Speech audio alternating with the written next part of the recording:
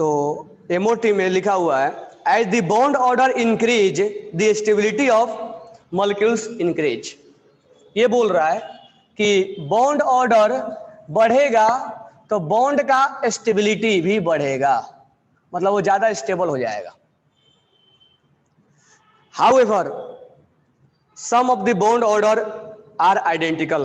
कुछ केसेज ऐसे हो जाते हैं जहां हम फंस जाते हैं कि बॉन्ड ऑर्डर सेम हो जाती है। इन सच ए केस ए मॉलिक्यूल्स और ions which with more number of electron in anti-bonding is less stable। तो पहला लिख लो इस स्टेटमेंट को, पूरा लिखो पूरा स्टेटमेंट को। As the bond order will be increase, then bond stability will be increase. In some cases, if bond order will be increase, then bond stability will be increase. In some cases, if bond order will be same. In some cases, bond order will be same. Bond order will be same. Bond order same है, तो हम क्या कैसे select करेंगे? क्योंकि हमने तो बोला यहाँ बॉन्ड ऑर्डर ज्यादा तो स्टेबिलिटी ज्यादा। अगर दो कंपाउंड का या दो आयंस का बॉन्ड ऑर्डर सेम आ गया तो हम स्टेबिलिटी कैसे चेक करेंगे? How to check stability? तो हम ये देखेंगे किसके पास बॉन्डिंग इलेक्ट्रॉन ज्यादा है। बॉन्डिंग इलेक्ट्रॉन ज्यादा है या एंटी बॉन्डिंग इलेक्ट्रॉन। अगर एंटी बॉन्डिंग इलेक्ट्रॉन ज्यादा है, इसको ही लिख लो, अगर एंटी बॉन्डिंग इलेक्ट्रॉन ज्यादा है तो क्या होगा? लेस स्टेबल होगा। अगर एंटी बॉन्डिंग इलेक्ट्रॉन ज्यादा है तो लेस स्टेबल होगा।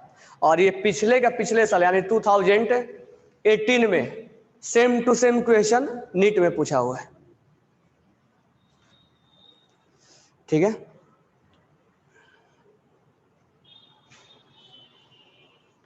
चलो इसके ऊपर एक क्वेश्चन कर लेते हैं। तो पहले मुझे बताओ, यहां पर क्वेश्चन ये है कि बॉन्ड स्टेबिलिटी बताना है। बॉन्ड स्टेबिलिटी बताना है, हमारे वॉल्यूम के इक्वेशन ये। तो आपको वॉल्यूम में दिया है N2, N2 plus, N2 minus, N2 plus 2, N2 minus 2। अब मुझे बताओ बॉन्ड स्टेबिलिटी किसका ज्यादा है? तो पहले आप निकालो बॉन्ड ऑर्डर, सबका बॉन्ड ऑर्डर निकालो जल्दी से। अब इसका बॉन्ड ऑर्डर निकालने के लिए आपको कितना मिनट टाइम लगेगा? 5 मिनट। जल्दी ट्रिक से निकालो, अभी ट्रिक से निकालो जल्दी से, कितना बॉन्ड ऑर्डर आएगा? इसके पास कितने इलेक्ट्रॉन? 14। इसके पास कितने? 13। इसके पास 15। इसके पास 12। इसके पास 16।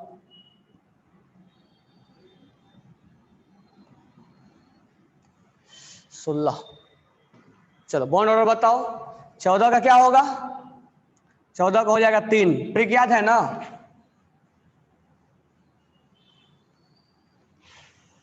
जीरो 2 4 6 8 14 20 याद हो जाएगा। 0 2 4 6 8 14 20। यहां पर क्या लिखना है? 0 0 0 0 1 1 3। 14 है तो 14 का बॉन्ड ऑर्डर क्या है? 3 है। 13 है, यहां है 13, तो माइनस कर दो क्योंकि नीचे जा रहे हैं ना। 2.5। 15 है, 15 यहां है तो क्या होगा? 2.5। तो 13 का भी 2.5 और 15 का भी 2.5। बॉन्ड ऑर्डर सेम आ गया ना, तो प्रॉब्लम क्रिएट हो जाएगा यहाँ। 12 का क्या होगा? 2। 12 का क्या होगा? 2 होगा ना? होगा कि नहीं होगा? 12 का 2। माइनस करते जाओ, चाहे ऐसे लिख लो 14 15 16 17 18 19 20। इसका 3 है, 2.5 2 1.5 1.5 0 13 12 11 10। इधर घटाते चले जाओ। 2.5 2 1.5 1। तो 14 को रेफरेंस मान लो। इसके इधर जाओ, इसके इधर जाओ, कैसे भी याद कर सकते हो, याद रखना हमें जरूरी है। 16, 16 का क्या होगा 2। अब सबसे ज्यादा बॉन्ड ऑर्डर किसका है N2 का, ये this one is more stable than इन दोनों का N2 प्लस का और N2 माइनस का, देन N2 प्लस 2 का और N2 माइनस 2 का। तो इसका बॉन्ड ऑर्डर 3 है, इस दोनों का 2.5 है और इसका क्या है 2 है। तो जिसका बॉन्ड ऑर्डर ज्यादा है हमने उसको क्या कर दिया, अलग अलग कर दिया। अब जिसका बॉन्ड ऑर्डर सेम है तो एक कंडीशन है यहां पे, if bond order will be same, if bond order will be same, if लगा हुआ है, if bond order will be same, bond order will be same, तो more anti bonding electron, anti bonding electron less stable. ये नहीं कि सबका मत check करने लग जाना है एंटी है, सबका एंटी बॉन्डिंग इलेक्ट्रॉन मत चेक करने लग जाना। एंटी बॉन्डिंग इलेक्ट्रॉन उसी का चेक करना है जिसका बॉन्ड ऑर्डर क्या है सेम है, और नहीं तो पहला हमारा आंसर कौन दे देगा, बॉन्ड ऑर्डर दे देगा। तो बॉन्ड ऑर्डर ज्यादा है कम है, कम है, तो हम एक कैटेगरी बना लिए, इसका ज्यादा है इसका कम है इसका कम है। अब ये इस कैटेगरी में फंस गया कि दोनों का बॉन्ड ऑर्डर सेम आ गया, तो हम यहाँ पर एंटी बॉन्डिंग चेक करेंगे और यहाँ पे एंटी बॉन्डिंग अलग चेक करेंगे, दोनों का हम सेपरेट सेपरेट चेक करेंगे, एक ही में मिक्स मत कर देना। अब यहाँ पर बताओ एंटी बॉन्डिंग कितना आएगा, एंटी बॉन्डिंग कितना आएगा, एंटी बॉन्डिंग इलेक्ट्रॉन कितना है, यहाँ पर कितना है एंटी बॉन्डिंग।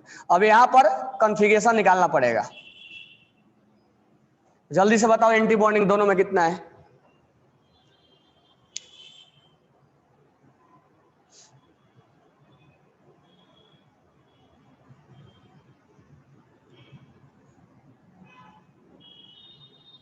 कितना एंटी बॉन्डिंग,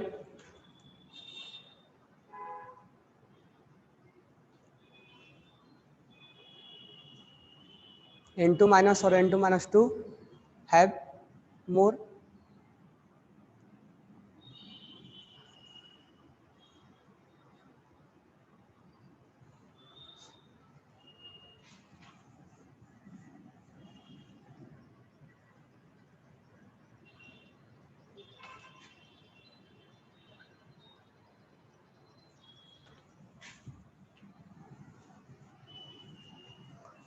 इसका कितना इलेक्ट्रॉन 13 है ना, 13 के लिए case 1 sigma 1s2 sigma anti 1s2, ये हम N2 प्लस निकाल रहे हैं, sigma 2s2 sigma anti 2s2, पाई 2px पाई 2py, 2 4 6 8 कितना है यहाँ 13, 2 4 6 8,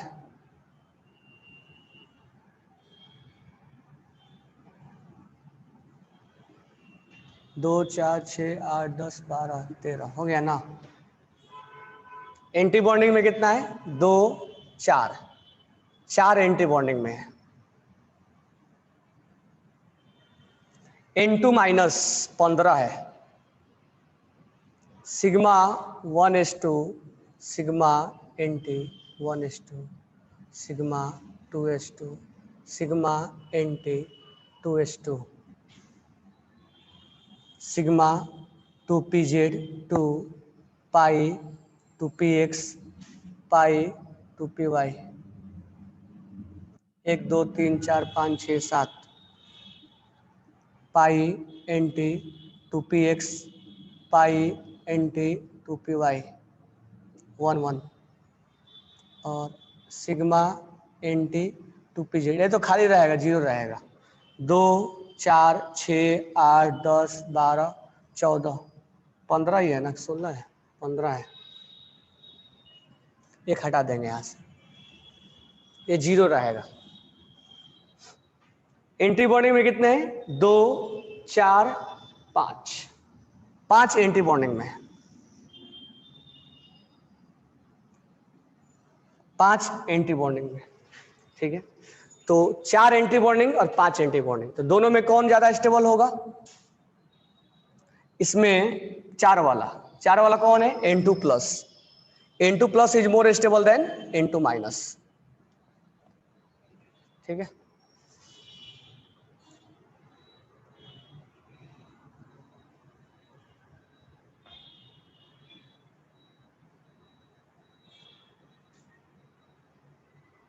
ये दोनों हो गया ना डिसाइड।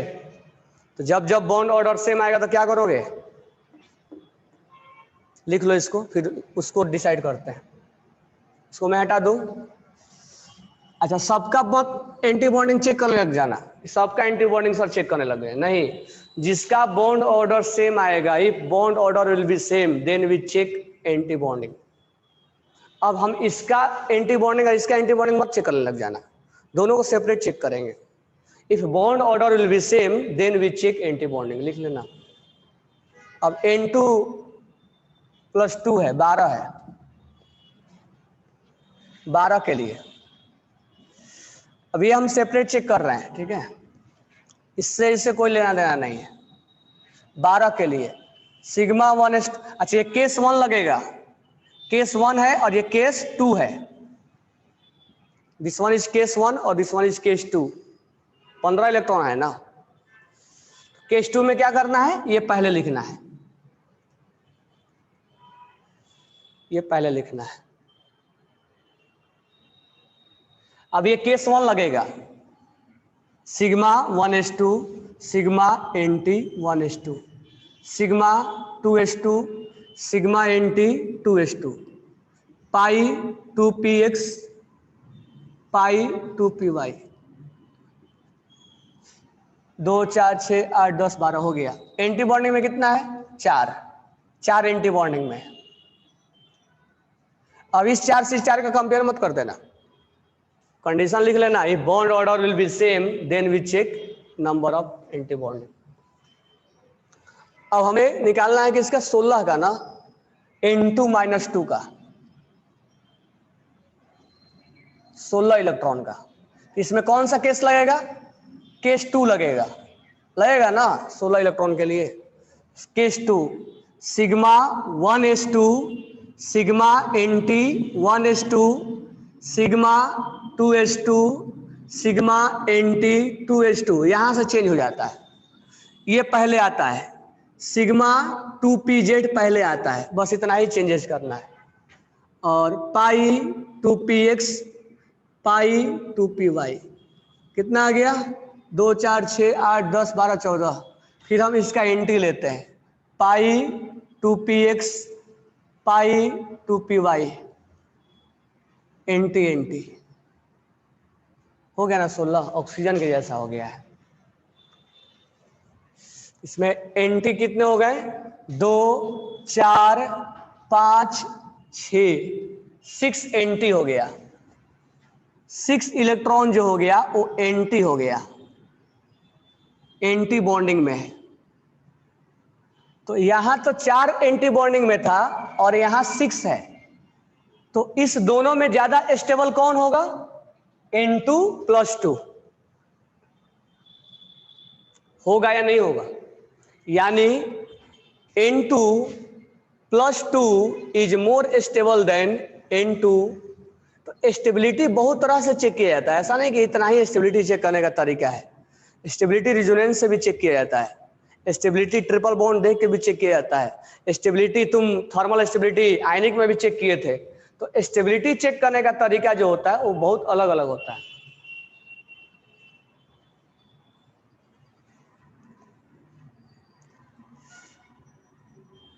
N2 प्लस 2 12 है ना, 2 4 6 8 10 12, ये 12 जो है कौन सा केस लगेगा, 12 जो लगेगा केस 1 लगेगा, केस 1। तो सिग्मा 1s2 सिग्मा NT, इसका NT सिग्मा 2s2 और इसका NT। अब 12 है तो केस 1 लगेगा, तो केस 1 तो पाई 2px पाई 2py, टोटल कितना हो गए, 2 4 6 8 10 12 हो गया 12। समझ में आ गया ना ये।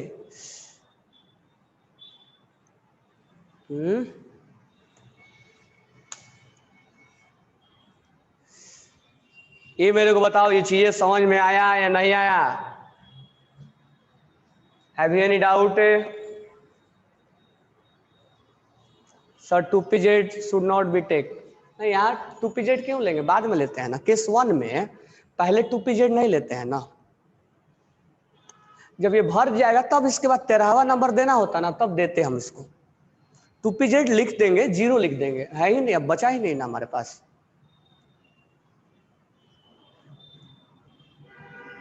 जिसको जिसको डाउट है बोलो मेरे को, कहाँ कहाँ डाउट है। Sir by the observing this example we can say that if bond order is same then molecules having more electron will have। नहीं ऐसा नहीं बोल सकते। मान लो तुम्हें प्रॉब्लम आ गया, तुम ऐसा बोल सकते हो एंटी बॉन्डिंग वाला, वो बोलोगे मान लो कहीं गलती हो गया तो हर चीज पे एनालिसिस करके नहीं देखा जा सकता ना, मान लो कहीं गलती हो गया।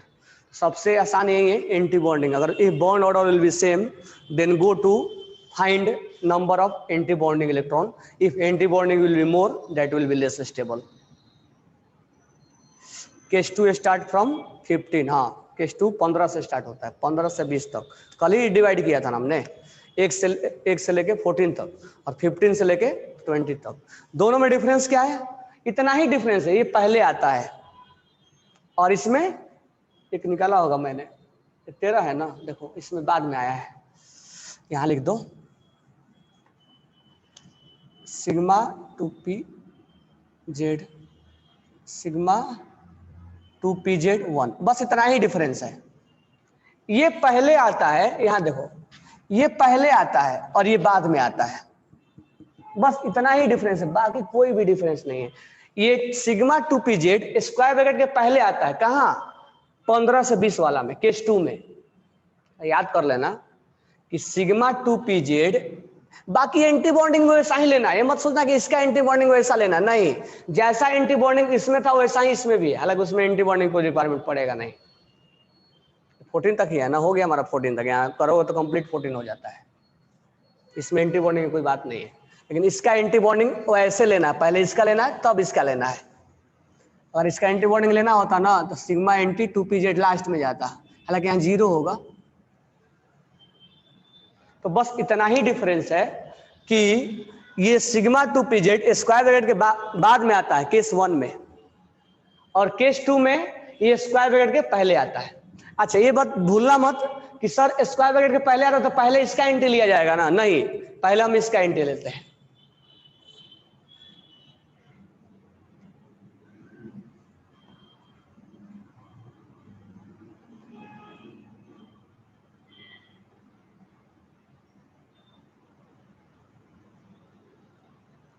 ये वेव मैकेनिकल मॉडल है, जब दो वेव आपस में मिलते हैं तो कंस्ट्रक्टिव और डिस्ट्रक्टिव होता है, वो पार्ट 2 में हम सब बात करेंगे।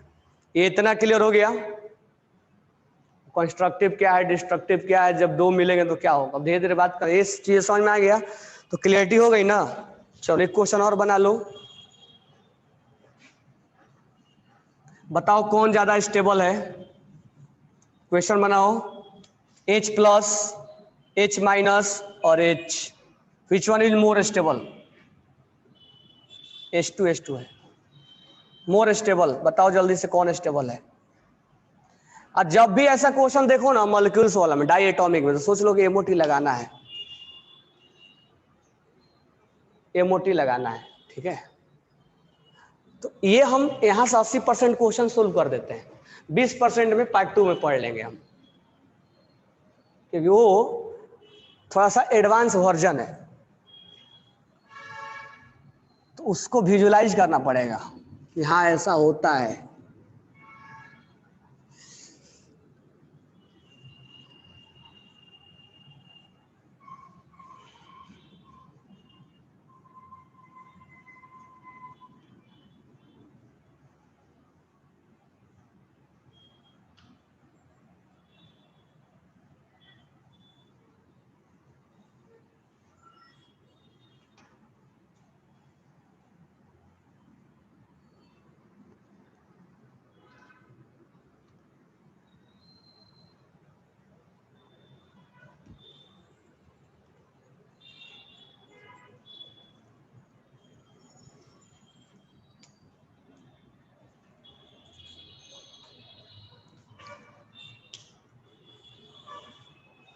ऑर्डर बताओ, ऑर्डर बताना है, स्टेबिलिटी ऑर्डर बताना है, स्टेबिलिटी ऑर्डर बताओ।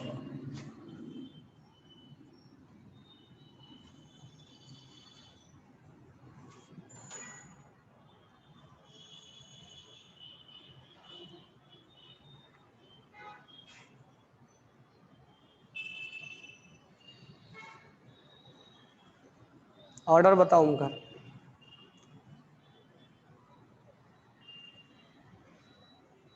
H2, पहले H2 लिखते हैं। H2 में कितने इलेक्ट्रॉन? 2 इलेक्ट्रॉन। H2 प्लस में कितने इलेक्ट्रॉन? 1 इलेक्ट्रॉन। H2 माइनस में कितने इलेक्ट्रॉन? 3 इलेक्ट्रॉन। बॉन्ड ऑर्डर 0 2 4, 2 में बॉन्ड ऑर्डर क्या आएगा? 1। ट्रिक बोलता है ना 1 आता है। 3 में क्या आता है? 1.5। नहीं, 3 में 0.5 आएगा, घटेगा ना। H2 प्लस 1 में क्या आएगा? है 0.5। चलो प्रोसेस से निकाल भी लेते हैं। H2 sigma 1H2, bond order, number of electron in bonding 2, anti bonding H2 plus 1 sigma 1S1। ये मॉलिक्यूल्स का हम निकाल रहे हैं।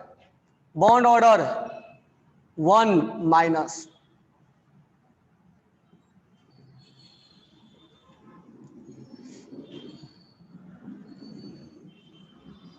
1S2 sigma 1S2 sigma 1S1, bond order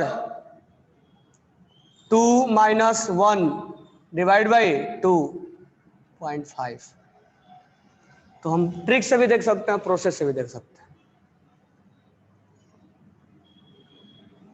किसका स्टेबिलिटी सबसे ज्यादा है? H2 का। इस दोनों का बॉन्ड ऑर्डर सेम आ गया, तो हम कहा जाएंगे? एंटी बॉन्डिंग के पास। इसमें एक एंटी बॉन्डिंग में है, यहां 0 एंटी बॉन्डिंग है, यहां 0 एंटी बॉन्डिंग इलेक्ट्रॉन है, और यहां एक एंटी बॉन्डिंग है।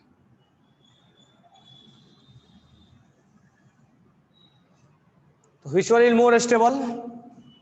H2 plus. Then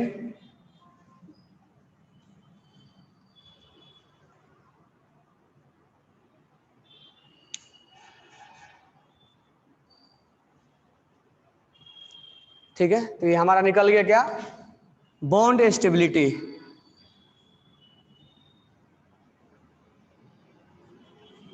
bond length पूछेगा तो निकाल दोगे ना? बॉन्ड लेंथ यहां पर नहीं पूछेगा, यहां तो इक्वल हो जाएगा, बरोबर है कि? यहां स्टेबिलिटी पूछ लेगा। बॉन्ड लेंथ ऐसे नहीं पूछेगा कि बॉन्ड ऑर्डर सेम आ गया, क्या करें हम? वो फिर वो कुछ ऐसा देगा कि हमें निकल जाएगा। तो बॉन्ड ऑर्डर से बॉन्ड लेंथ, बॉन्ड ऑर्डर से बॉन्ड एनर्जी, बॉन्ड ऑर्डर से bond dissociation energy, bond order से स्टेबिलिटी। तो हम स्टेबिलिटी वाला पार्ट पढ़ रहे थे। कोई प्रॉब्लम?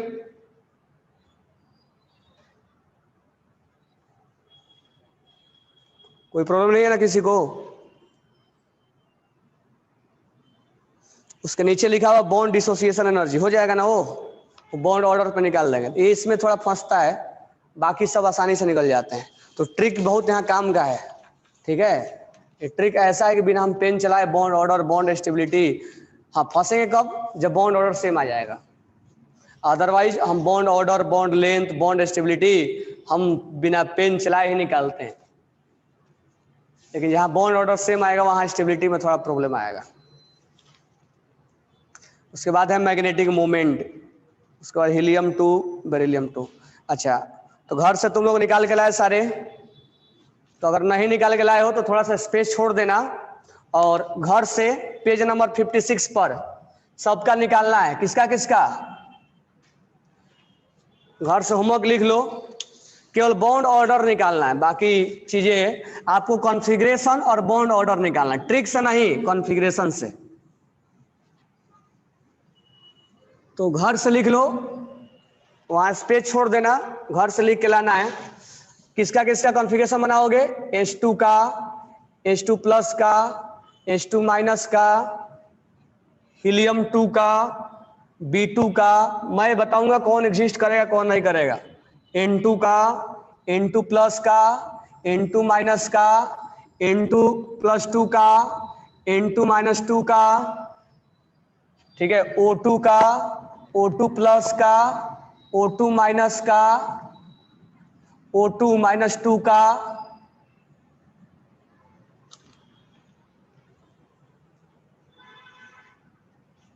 ठीक है, CO का, NO का, NO प्लस का। ये आप घर से बना के क्या निकाल के लाओगे? इसका कॉन्फ़िगरेशन। कॉन्फ़िगरेशन निकालोगे पहला। दूसरा लिखोगे number of bonding electron, bonding electron. तीसरा लिखोगे number of anti bonding electron. एक और भी लिख लेना, C2, C2 भी आएगा, वो वेपर फेज में एग्जिस्ट करता है, एंटी बॉन्डिंग। दूसरा फोर्थ वन बॉन्ड ऑर्डर निकालोगे। ये चार चीजें निकालना है। इसके बाद हम जो भी आगे पूछा जाता है हम निकाल लेते हैं, क्योंकि इसके बेसिस पे चाहो तो पैराडाई भी लिख सकते हो, या नहीं तो पैराडाई भी लिख लो। पैरा मैग्नेटिक है या डाई मैग्नेटिक है। तो इतना का आंसर आपको कॉन्फ़िगरेशन निकाल के लिखना है, ठीक है। बाकी जब बॉन्ड ऑर्डर मालूम चल जाता है तो बॉन्ड स्टेबिलिटी और बॉन्ड लेंथ और बॉन्ड एनर्जी हम आसानी से निकाल लेते हैं। इतना होमवर्क लिख लो आप, घर से इसको करना, और करना मस्ट है, ठीक है। हम फिर, क्योंकि पार्ट 1 हमारा हो चुका है। यहाँ पर जब निकाल लोगे तो मैं बता दूंगा, लिखवा दूंगा, this one will exist in vapour phase. ऐसा तो हम नाम नहीं सुनते B2 और C2 का, लेकिन बॉन्ड ऑर्डर उसमें आता है। और एक चीज नोट डाल के तो हम कल लिखवा ही थे, जहां बॉन्ड ऑर्डर 0 आता है वो एग्जिस्ट नहीं करता है, ठीक है। जैसे हीलियम 2 भी, नियॉन 2 भी लिख सकते हो, नियॉन 2 हालांकि लिखवाया है लेकिन वो एग्जिस्ट नहीं करेगा। ये और ये एग्जिस्ट नहीं करेगा क्योंकि बॉन्ड ऑर्डर 0 आता है। ये लिख लेना। चलो, ये पार्ट हमारा, पार्ट 1 में हमने सब चीजें सीख लिया है। चलो पार्ट 2 स्टार्ट करते हैं। तो एमओटी का पार्ट 2, तो हेडिंग डालो पार्ट 2, एमओटी पार्ट 2। ये लिख लिए?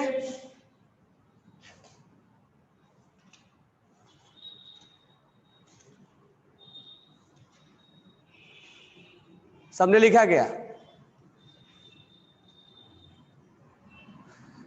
तो एमओटी का पार्ट 2 स्टार्ट करते हैं। हेडिंग डालो एमओटी पार्ट 2।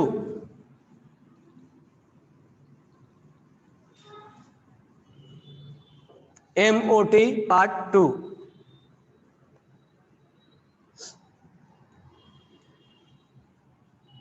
पहले तो ये चीज हम जानेंगे कि एमओटी पढ़ने का नीड क्यों पड़ा, तब हम जानेंगे एमओटी क्या क्या बताता है। तो पहला पॉइंट लिखो,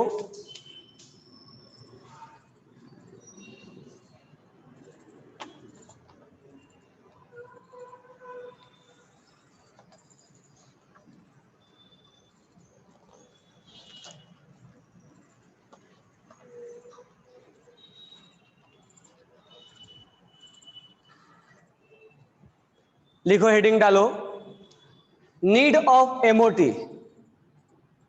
नीड ऑफ एमओटी, आखिर एमओटी का नीड क्यों पड़ा, एमओटी क्या क्या बताता है। तो ऐसा बोला जाता है this one is advance version of VBT, VBT का एडवांस वर्जन है। तो पहला लिखो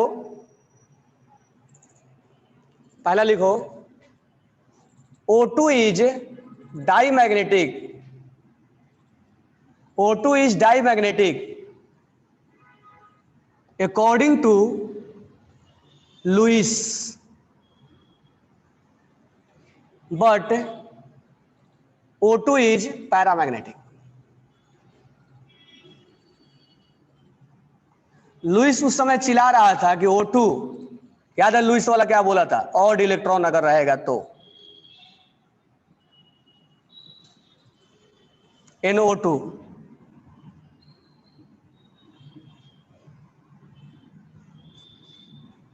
ऑड इलेक्ट्रॉन रहेगा तो क्या होगा, डाई होगा, सॉरी पैरामैग्नेटिक होगा। यही चिल्ला रहा था ना लुइस। और इस पे इवन इलेक्ट्रॉन है तो क्या होगा, डाईमैग्नेटिक। लिखो इसको भी। तो इवन इलेक्ट्रॉन पे डाईमैग्नेटिक होता है और ऑड इलेक्ट्रॉन पे पैरा होता है, ये लुइस चिल्ला रहा था उस समय। तो उसके अकॉर्डिंग O2 क्या होना चाहिए था, डाईमैग्नेटिक होना चाहिए था। लेकिन एक्चुअल में O2 क्या होता है, क्या होता है, पैरा होता है। इस चीज को कौन एक्सप्लेन कर रहा है, MOT कर रहा है कि नहीं कर रहा, अभी अभी करके हम आए हैं। तो O2 is paramagnetic according to MOT, MOT बता रहा है। लेकिन उसके पहले लुइस इस चीज को एक्सप्लेन नहीं कर रहा था कि O2 क्या होता है, पैरा होता है। Second, helium 2 will not exist. इस चीज के बारे में कोई बता ही नहीं रहा था कि हीलियम 2 एग्जिस्ट करता है कि नहीं करता है। तो इसने बताया, MOT ने, कि जिसका बॉन्ड ऑर्डर 0 हो जाएगा वो एग्जिस्ट नहीं करता है। लेकिन MOT का भी लिमिटेशन है, हर चीज नहीं बताता है। तो कुछ खास खास चीजें ही बताया इसने।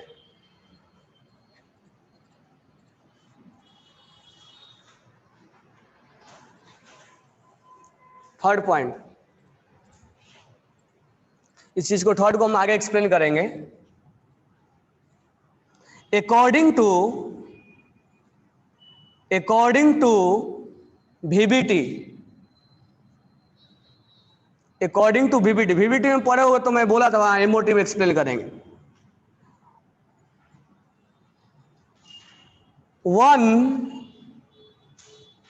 वन मॉलिक्यूलर, इसको आगे एक्सप्लेन करेंगे। One molecular orbital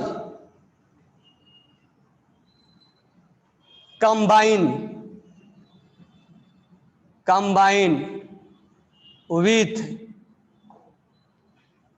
another molecular orbital,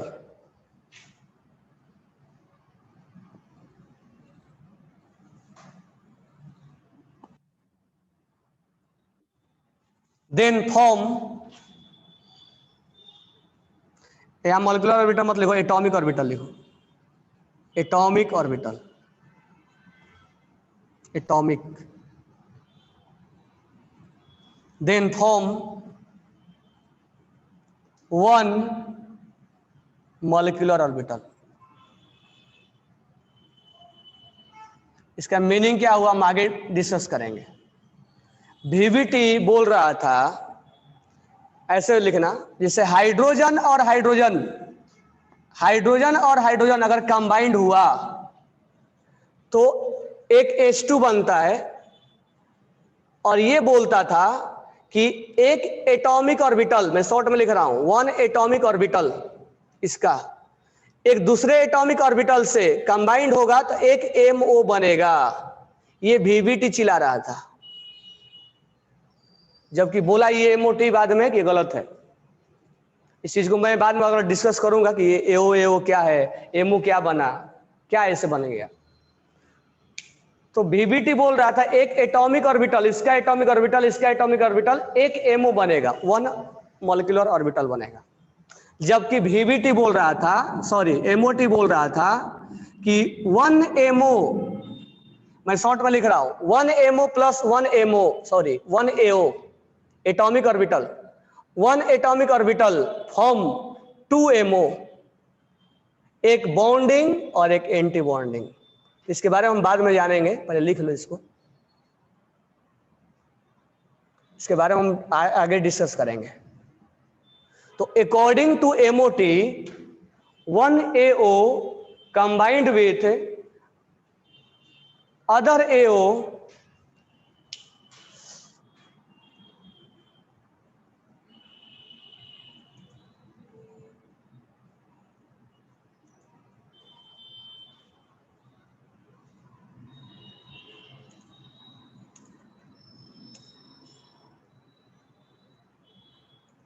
लिख लिए 1AO combined with another AO form 2MO। ये भी एमओटी बोल रहा था, एक मॉलिक्यूलर एटॉमिक ऑर्बिटल दूसरे एटॉमिक ऑर्बिटल से जुड़ेगा तो 2 मॉलिक्यूलर ऑर्बिटल बनेगा। यही इसका मेन पर्पस था। इसके बारे में पूरा जब डिस्कस करेंगे तब ये समझ में आएगा क्या मैं बोल रहा हूं। तो VBT ये बोल रहा था, इसीलिए एक बॉन्डिंग और उसका एंटी बॉन्डिंग लिखा जाता है। जब हम कॉन्फ़िगरेशन निकाल रहे थे तो सिग्मा 1s लिख रहे थे, और सिग्मा क्या लिख रहे थे, सिग्मा एंटी 1s लिख रहे थे कि नहीं लिख रहे थे। इसीलिए कॉन्फ़िगरेशन अलग बता देता है।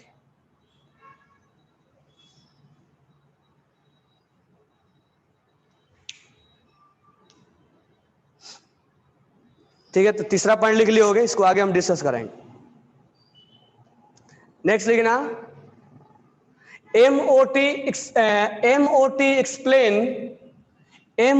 explain overlapping with sign। MOT explain overlapping with sign मतलब साइन के साथ। तो साइन जब वेव पढ़ाएंगे तब बताएंगे, प्लस के साथ प्लस, माइनस के साथ माइनस। तो MOT explain overlapping with sign, sign के साथ, VBT साइन के साथ नहीं बताया था क्योंकि उसको वेव के बारे में उस समय जानकारी नहीं था। आगे लिखना MOT explain nodal plane. Nodal plane ऐसा जगह होता है जहां इलेक्ट्रॉन्स मिलने की प्रोबेबिलिटी 5% से कम होता है। तो लिख लो MOT एक्सप्लेन MOT, इससे पहले नोडल प्लेन, इससे पहले नोडल प्लेन किसी ने नहीं बताया था।